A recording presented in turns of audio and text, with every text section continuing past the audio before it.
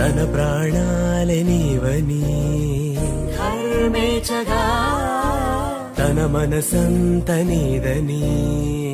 అర్థేచగా తన వలపంత నీకని కామేచగా